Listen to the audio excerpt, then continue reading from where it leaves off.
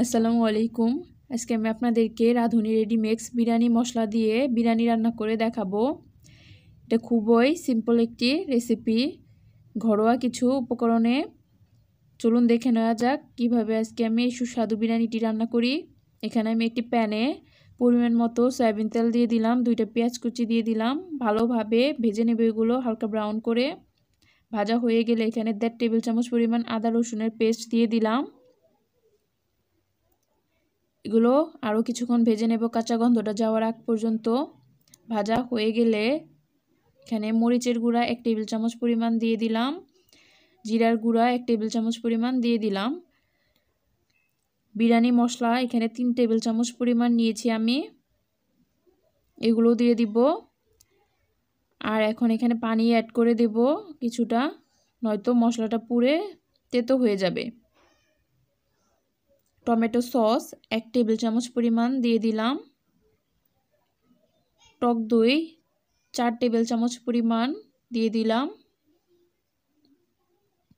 মশলার সাথে এগুলো ভালোভাবে মিশিয়ে নেব।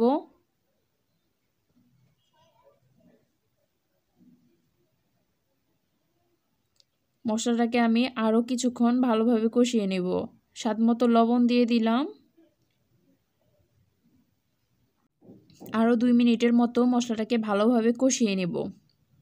মশলাগুলো যত ভালোভাবে কষাবেন, যে কোনো রান্নার টেস্টই তত বেশি ভালো পাবেন।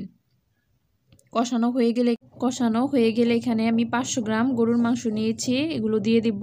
ছোট ছোট পিস করে নিয়েছি যাতে মাংসের ভিতরে মশলাগুলো ভালোভাবে ঢুকে আর তাড়াতাড়ি সেদ্ধ হয়। এগুলো আরও 5 মিনিটের মতো কষিয়ে নেব। কষানো হয়ে গেলে এখানে ঝোলের জন্য পানি দিয়ে দিব মাংসটা সেদ্ধ হওয়ার জন্য।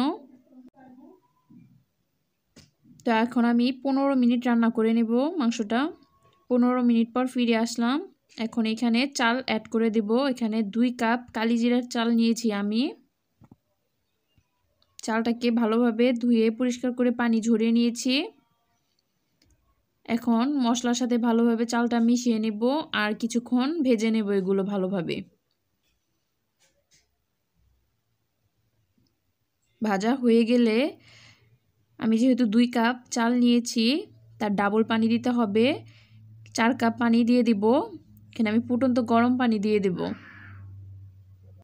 অবশ্যই গরম পানিটাই দেওয়ার চেষ্টা করবেন, আর যেরকম চাল নেবেন সে তার ডাবল পানি দিতে হবে।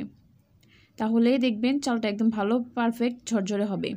এখানে আমি কিছু গাজর কুচি দিয়ে দিলাম আর 4-5টা কাঁচামরিচ দিয়ে দিলাম সুঘ্রাণের জন্য, এতে করে সুন্দর একটি স্মেল আসবে।